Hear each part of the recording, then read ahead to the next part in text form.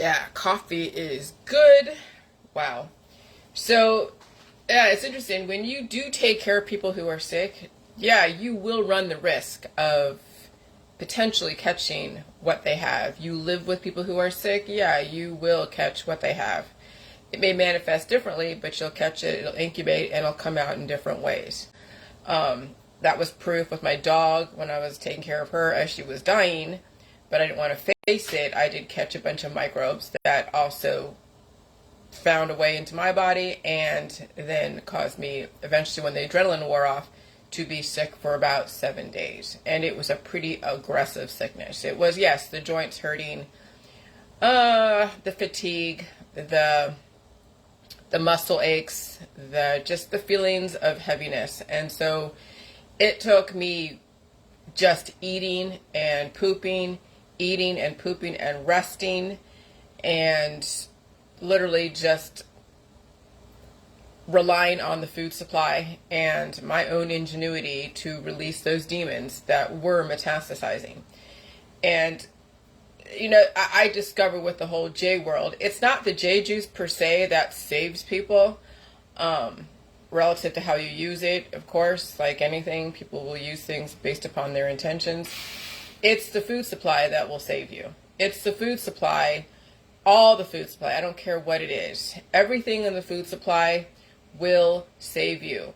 And that means that not only do you have to bring in a carrier force of nutrients, but you also have to understand that you have to let those things leave the body. You have to let the waste material that is the microbes, and then anything that isn't digested or that's been already digested and gone through the processes, leave the body. And that is a release process. Sometimes it is painful because it could be like diarrhea, it could be throwing up. Sometimes it's just feeling the cramps of the body pushing out stuff, and you also help it if you understand that technique, that strategy. That's in my book. What people do when they don't understand my technique or strategy, their body then resorts to painful expression like rashes and sores, and also throwing up and diarrhea. And so that's the body's defense processes of releasing the demons. And so, yeah, so my husband is feeling better today, or you mean yesterday. He's back to work today. Could he have stayed in bed for the next week and a half? He probably could have, but that's not him. He wants to be out there, and I understand that. I mean, everyone's sickness process, everyone's their biochemistry is different, and luckily my husband doesn't have too many issues. He doesn't even have my issues that I grew up with, because he's not a woman and he didn't have my background. And so he's pretty robust. I mean, he can handle pain, he can sit with pain, he can work through it. I mean, if the pain is that bad, he'll stay at home, which he did the last 2 days. Okay, but then he felt well enough. Because I'm telling you, if he wasn't well enough, he wouldn't be at work today. But he was well enough to get up and do what he had to do.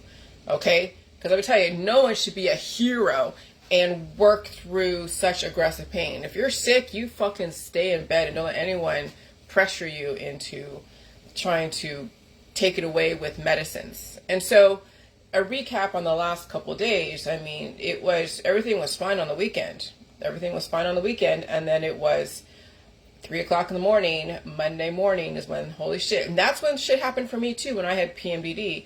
Everything's great on the weekend, right? Because things change. You go from a homogenized environment to your workplace, which I was in, to then going off and hanging out either in the bars or dance clubs or bookstores or different places. And so then I would catch something, and then I would feel it on a Monday morning. And when you have PMDD, which I did, which was the thing that I had, that was my chronic condition, it was always Monday. And people think, oh, you just don't want to go to work. Oh, you're just lazy. And no, that's not the case. Shit happens overnight. Everything happens overnight. And it happened for him overnight, just like that. Now, he also was exposed to me. He's exposed to people at work that's also been sick. it takes a minute for the things to incubate and then come out in a really aggressive manner. And it did for him, and knocked him on his ass for 2 days. And so what did I do? I knew I had to go and boil cabbage and chicken with oil and so much salt. And I'm telling you guys, the J juice is one thing. It wakes up the demons, okay? And it shows you that life can live in it because it's fermented. You have bacteria that grow in it called lactobacillus that was tested in a lab. 13 million colony forming units. But it's the salt with the chicken. It's the salt with the cabbage. It's the salt with the veggies that really get things moving. Gives you the ions to energize your immune system to work the way it's supposed to. And sometimes you may have to diarrhea. I'm not saying that's the intention, but I'll tell you, when I was eating that cabbage, okay, that I was craving that week, because I'll tell you, I was eating cabbage in a salad, raw cabbage in a salad. I was boiling cabbage. I was frying cabbage. I was doing everything with cabbage. And it's not like, and I don't like crave cabbage all the time. There's certain instances, like being sick, where cabbage is amazing because the dense nutrients in it will give you everything your body needs. Not only the vitamin C, but also the other nutrients that are in cabbage. And you can Google that, and I don't have it all memorized. But it has a dense pack of nutrients. And so I made him. Now, he won't drink a lot of it. He drank about a cup of it on Monday. Because Monday's where everything was really just getting him. Yesterday, he was laying low, but he was feeling better in the afternoon. But Monday was where he had at least that, plus then very heavy foods. That's the thing with sickness, is you don't be like, oh, I'm going to only eat a little bit and eat just a little bit of weak soup and crackers and all that. That's not how you deal with sickness. With sickness, you throw everything at the fucking kitchen sink. Meat, milk, cheese, eggs, fruit, vegetables, everything.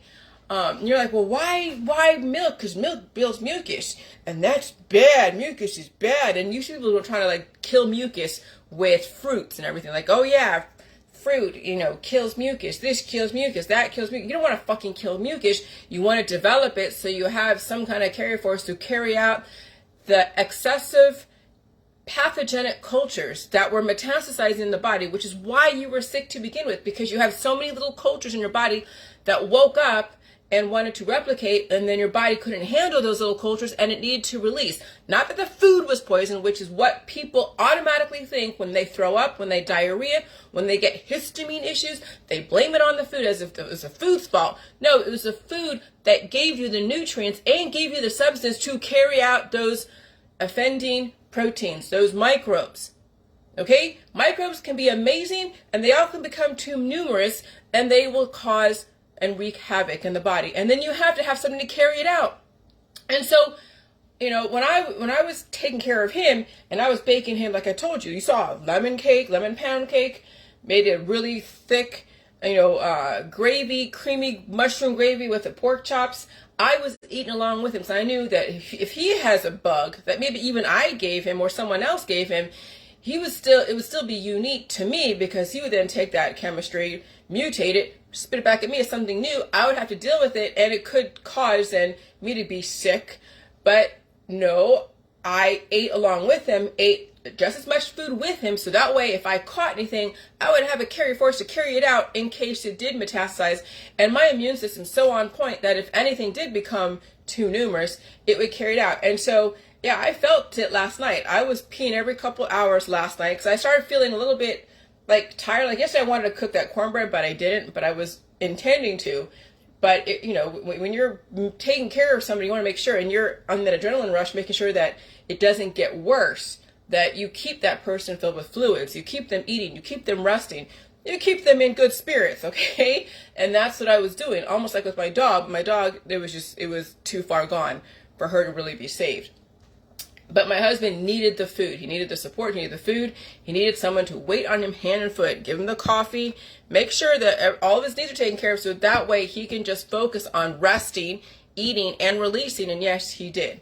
And he did release, and and he had to do diarrhea, and that's fucking awesome. And then you replenish those fluids. Again, drink a little bit of the cabbage, salty cabbage soup, and eat the food. And he had the cereal and milk, and you need the mucus because you need to cough it out too. So last night I I was like not only like blowing my nose a lot last night because I felt I was getting something from him, but I also was sweating. I was sweating a lot, and I felt a few hot flashes, which I knew there was certain hot spots that were going to try to metastasize and take over, but my immune system was so on point that it didn't allow it to do that, and it pushed everything into my small intestines.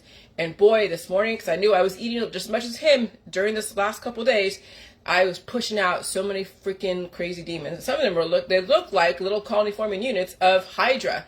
And so I'm telling you, when you're taking care of someone sick, you will take on their sickness. That's why some of these IHSS workers, these in-home care workers, they get sick if someone has COVID, then they get COVID. But see, they're taking the medications, they're taking the remedies, they're taking all the things that stop their body from releasing. And so them taking care of people who are sick is only going to make their situation even worse. And so, yeah, I would not want to be an IHSS worker or any kind of healthcare worker, because I'd be taking on people's demons and constantly have to release so much. And it can be very, very painful to release. If it wasn't that bad this morning, I mean, I'll tell you, I was releasing. Let me tell you, it was pretty crazy, but it felt great. It felt great. And it was a very small amount of misery, of pain, versus what someone would deal with when they have so much of that retroactive offending cultures that are metastasizing all over the body. And that's why people get these diagnosable conditions, because they're taking their different medications to stop them from releasing. And they're also taking painkillers to cover up the bullshit, right?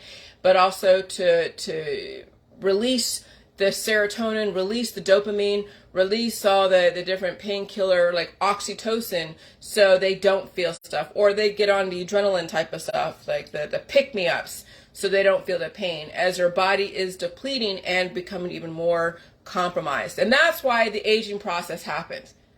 Okay, so yeah, you could be 80 years old and feel nothing, but you'll die. You'll die because you've turned off your indicators. That's what people do. They turn off the indicators. They had a great life, that's fine. But then you can't say that, well, I don't believe in indefinite life because it's never happened. Well, get off your fucking painkillers, get off your remedies, stop stopping your body from releasing, and maybe you might see a chance to prolong your life, because you are keeping life going and also releasing anything that's more numerous than your body can handle. And so, yeah, if you're taking constant painkillers, that's why you don't believe in indefinite life. If you're all about pleasure, and all that stuff, then yeah, that's why you don't believe in indefinite life. That's why you are in your politics, in your religions, and in your scientific dogmas, because you are buying into not only just pleasure, but painkillers, and then never ever evolving and sitting back and relaxing for a fucking minute so your body can recalibrate. Which is why I was focusing on the Appalachia, which is ironic that I have Audrey from Dundee, Scotland, and John Oakes from England as my acknowledgments for their participation, because yeah, they are the old country of America. Okay, and then the old country has the foods that built people to be so fucking strong. My husband is fucking strong, and he's not just like, one of those, what do you call this, metro hillbillies. Okay, and I know hillbilly is a pejorative. I'm not meaning it as pejorative, but he's not a metro billy, because there's metro billies out there that, yeah, they're from the Northeast, and they're from, like, maybe they come from a line of people who are farmers, but they ended up over time in the office.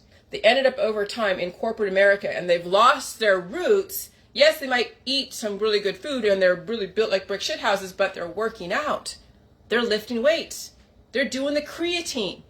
Okay, and so then there's that faux muscles. But no, my husband comes by his muscles, honestly, through hard work and really heavy food, meat, milk, cheese, and eggs. He's out there in the elements. He doesn't work in an office now. He's still out there throwing steel. Is it a long lifespan for those that are out there? It could be, if you understand how to release those demons and give time to yourself. But our society, it's like work until you fucking die and sacrifice everybody, your body, mind, and spirit for the man. And everyone's like, oh yeah, great. And that's a very Republican kind of thought process. But at some point, you're going to have to rest. And so taking the time without using medication, and he didn't use medication. But he comes from a long line of really strong fucking people. An Appalachian diet of the heavy gravies, of the meat, of the milk, the flour, ham hocks, collard greens, cornmeal, cornbread, and it's also a southern, diet, as well as even the African American black population that come from the South and even different parts of the Northeast. That's also there. They share the same kind of fare. But I'm gearing more towards the Appalachian side because I have that experience. I'm living with it. I married an Appalachian, genetic line, and it's made me stronger. I've had to really live up or I guess I say live up or try to assimilate to his, I'm not a dude. I don't have the muscles, and I'm not going to be throwing steel and all that. But adaptability wise, I live in Ohio, and it has extreme temperatures. Today will be 67. The other day was like in the 20s. I can handle the fluctuation changes. It might be a little bit of adjustment, but the marrying into that kind of family where they are so strong, you have to be strong or you will be cannibalized. Okay, and you have to know your fucking boundaries too, because people will cannibalize you, and so that's why I made that distinction between white collar and blue collar, because white collar is great for up here, but they need something like California before California went through its climate change and 8 feet of freaking snow right now. But Californians had this up here and they had the cute little bodies and all the Botox and plastic surgery, but that at some point is not going to be working for you when the climate changes. And so are you going to now learn how to evolve and now bring in some heavy gravies and gain some weight and finally release those demons and assimilate to your environment, or are you going to resist the changes and keep to what you're doing without realizing that your environment has changed and then die because you cannot adapt to the changing climate? Well, we'll see what happens with Californians. Here in Ohio, no matter what, we have bipolar weather. Because even the fluctuations that happen within 24 hours, people are used to when it happens in like a span of a month.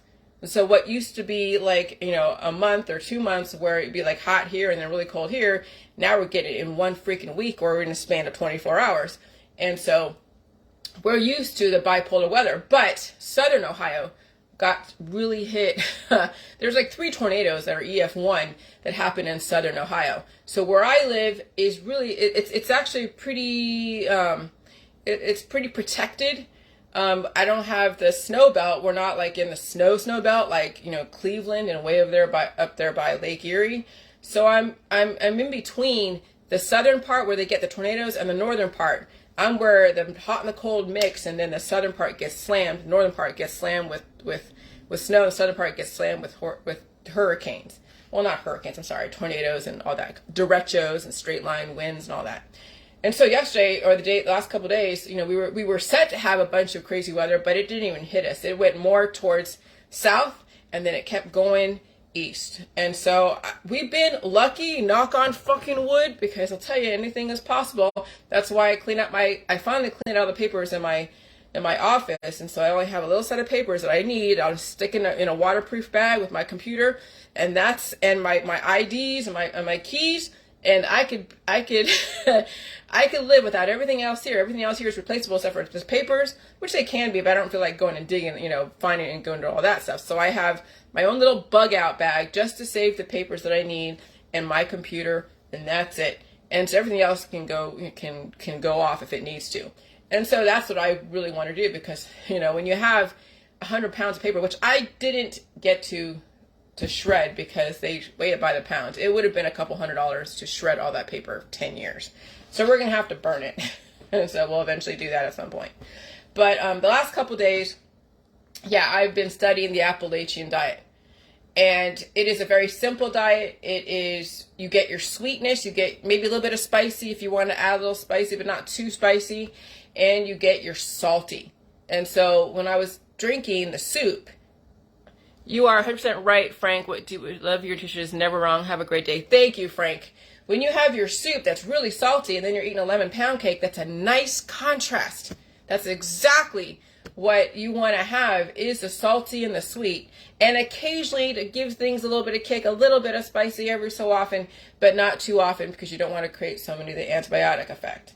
Okay, but I mean, what I've found, so this is for all of you guys. If you choose to take my advice, every day, every weekend, or whatever, I would just get you some chicken and boiled chicken. Probably boneless, because that's probably easier instead of having to go wade through the bones, and add a bunch of salt and some vegetables and have that as your go-to, whether it's a nightcap, a morning routine, but a nice salty chicken type of broth, and it could be even beef, it doesn't matter, but a nice salty broth will do wonders. You don't even have to do the J juice. You don't have to ferment anything. You can get your probiotics from a yogurt. You can get your probiotics from any kind of other fermented food without it being so spicy, like kimchi. I don't recommend kimchi. People do, but I don't do kimchi. I don't want spicy. Very, very occasionally will add a little bit of hot sauce to my eggs. Very occasionally, if that. But really, it's the salty broth. It's the salty. It's all that. I mean, it's the salty and sweet.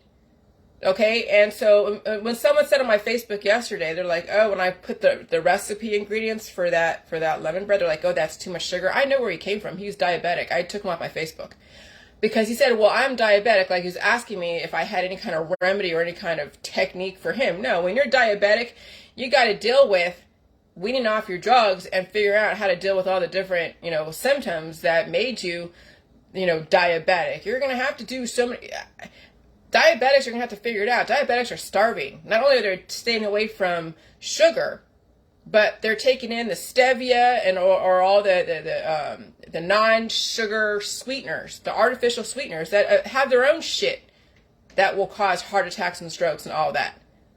And so diabetics need to figure out how they're going to survive this. And since they're already starving and they're already too afraid of their sugar spiking, and probably because of their lack of sodium, but they're too afraid of sodium chloride because of what? They have heart attacks and high blood pressure and all this other shit. So, I feel bad for those who have heart issues, diabetic issues, and other stuff because they're too in fear of the symptoms.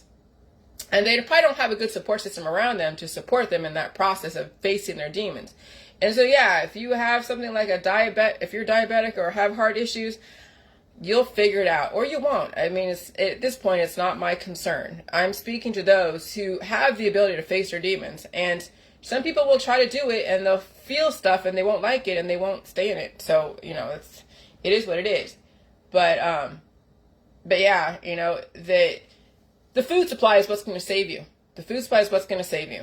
And so, I speak to those who are relatively extremely strong and who have no fear, or who don't have as much fear. And I always have a little bit of concern when my husband gets sick. How is it going to affect him? What do I have to do? But I just know that when you have that salty cabbage, chicken, or beef broth soup, and you drink that, you get the energy moving. And it's going to be painful. And so, if you have come from come from a genetic line of paralysis somewhere in your background, okay, and then you've relied on the cures, right? Because they're doing right now cures for people who were paraplegic or quadriplegic, or they're stimulating their spinal cord with like energy frequencies to help them move. Well, when you're relying on that, and then you get off of all your different remedies and surgeries and all this other stuff that help you move, you're going to have to experience some of that for a brief moment in time, however long, who knows. And then you're going to have to bring in the salt and the proteins. Remember, because you salt in so you can build up your organs and your proteins and all that, and add more substance to you. And then salting out is where your body's releasing the excess of toxic cultures that you've housed in your body because of all the remedies and the herbs and the extracts and the tinctures and the painkillers and the anti-diarrheals and the anti-inflammatories. And so, you're going to have to feel pain. And so those who are paraplegic and quadriplegic, they wish they could feel pain, but they don't. But then they don't want to feel pain. So I don't know, what is it? You want to feel freaking the movement. You want movement in your body, you got to fucking feel pain. You want to, prolong your life and adapt to climate change, you got to feel fucking pain. You can't have it both ways. But people do. They want their cake and eat it too. Well, okay. The outcome is death. The outcome is death. So anyway, so I just advise those that out there, have chicken somewhere, and have a bunch of salt and put that in some water and add some carrots and tomato, add whatever the hell you want to your soup, cabbage, of course, and have that as a go-to. Because I'll tell you, drinking that broth is so satisfying, and eating a little poppy seed or lemon pound cake and having those two together, freaking phenomenal. The contrast is amazing. And so, and then in your life becomes simpler. It doesn't get so complicated. And you don't have to feel like you need to run away from your life in so many ways, whether intellectually or emotionally or even physically. That life is manageable. And then also you can be an inspiration to those that you care about. Okay? I mean, I'm telling you, it's not about saving my husband. He will save himself. I asked him yesterday, do you take any medication? Because I don't watch him 24/7. We don't have any medication in this house, actually. And if there is, it would be, I don't even think it's there. I think I threw it away. There was a little bottle of Tylenol that was in one of the desks that we cleaned out. But I think I even threw that away because there's no fucking reason for it. Boil salt water and cabbage soup and chicken. That's what you need. You need to release the fucking demons. Excuse my language. You need to release the demons, and you gotta feel the pain. That's it. There's no reason for Tylenol. There's no reason for prescription drugs. Maybe you need to relax and cut down your hours at work. But people are like, oh no, I don't want any kind of, interruption in my daily life. Well, then, okay, then you will be subject to the drugs. You'll be subject to everything. And eventually that has a lifespan. That will end very quickly in this crazy ass. Look, it's going to be 67 degrees today. It's going to be freaking hot. Climate change is insane.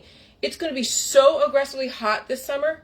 And you're going to see crazy tornadoes. They had 100-mile-an-hour winds going across Indiana, Illinois, and to the south of Ohio. 100-mile-an-hour winds. That's like a hurricane force. Okay, imagine what's going on in your body in the meantime during that process. Okay, the climate, when it changes, it triggers so many things in people who already have those metastasizing cultures in their body that need to leave. That's why my dog couldn't freaking survive. The climate was changing so much she couldn't even get in a word in edgewise. She could not find a way to get to the next level. She couldn't. The environment was too much. So that's why my husband got sick, because the climate was changing. Again, they were saying on Monday we were going to have crazy ass storms. They did south, but not north. And then he got sick. Well, I'm not surprised. When the barometer drops, or when it does whatever, high pressure, low pressure, people's insides go a little cattywampus. And you have to prepare for that. You have to release demons. You have to actually release those demons. And so I had diarrhea within the last couple weeks. No big deal. It just happens. And then what do? You drink some of your boiled soup. Those are electrolytes. And you have some juice. I have frozen strawberries, and I put in my mineral water, and bananas, frozen strawberries, bananas, and there you go. I have my electrolytes. Salt, potassium, which is sodium chloride. Salt is sodium chloride, and potassium, and all that, and calcium, and all that is electrolytes. But people are so electrolyte deficient. They're the ones that have all the different diseases. They're the ones that are either obese, morbidly obese, or extremely underweight, or they're seeing therapists on a string of drugs, depressed out of their fucking mind, because they're trapping depression in their body. And since they don't want to feel pain, they can't release, they don't want to poop or pee or anything more than what they usually do, then they are stuck. And you see them wailing all over fucking Facebook. And right now, people who've had surgeries, I just saw someone who had a surgery not maybe 6 months ago. Now she did a mammogram, found a mass in her chest.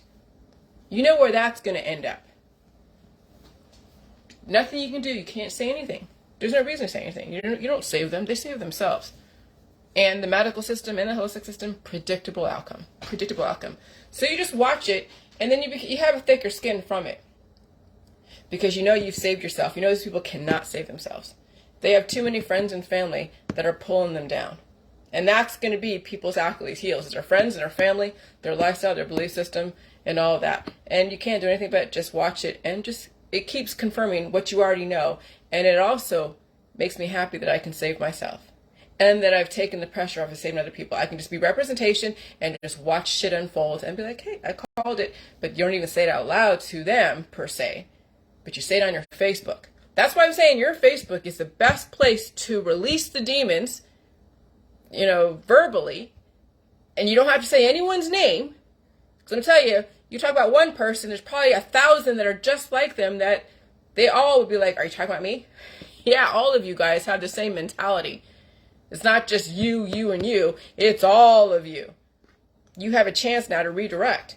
You have a chance. So when someone says, oh, you don't judge someone because you don't know what they've been through, fuck, who cares?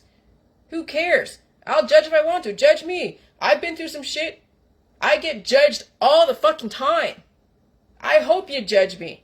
Because then we'll see if your lifestyle is so much better as you are suffering astronomically in the medical holistic system. I figured out a way to get out from underneath that. And so, fine, judge me. I'm doing great. How are you doing? If you're doing great, great.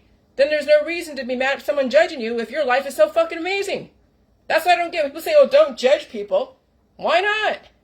You judge them all the fucking time. You judge them every single fucking day. Some people have so much shit they say on their Facebook about past people, and they judge them all the time. And yet they don't want people judging them because they don't know what they've been through. But whatever. I say, you know what? People who show you a different way that you're judging them, whatever it is, are giving you a choice. Now you choose. You can't say, oh, I didn't know. Because you know now. You made your choice. You made your bed. Now go lie in it. So anyways, so yeah, I mean, don't be afraid to go put your whole world on Facebook if you want to. Yeah, you'll get flack. You'll get judged left and right. But that's okay. You have also room to judge other people. And if you're articulate, you can point out all of their idiosyncrasies and their hypocrisies, which is fine. Because they claim to be only one-sided, right? But then you're like, oh no, you understand both sides, but you just don't want to admit it. You're pretending to be one-sided, but you actually understand both sides because you're coming off hypocritical. And that's fine. Hypocritical is great if you can acknowledge it and admit it. It's when you can't is when you're like being deceptive. And so those that say, oh yeah, they're not hypocritical, yeah, you are. Because, double standards. There's double standards in everything when it comes to taking a side. So you understand both sides, and then you represent what you believe in and talk about it. And then when you see yourself, when you look at how you're talking and what you're talking about, then you will always acknowledge the other side, the other argument. And then say, hey, that's their choice. But this is my choice. And so, yeah, you'll hold yourself accountable when you hear yourself speak, too. You'll hold yourself accountable. Because you have no choice but to. You put it out there. You might as well. And that's what the whole J world's about, is surviving Judgment Day. Because everyone and their mother's going to fucking judge you. And holding yourself accountable. Because right now, we are in Judgment Day. Everyone is judging everyone right now. And they're saying everything about each other. And also the microbes and the environment is judging people. And some people are not surviving it. So, we are in Judgment Day. Now you survive it. Bye.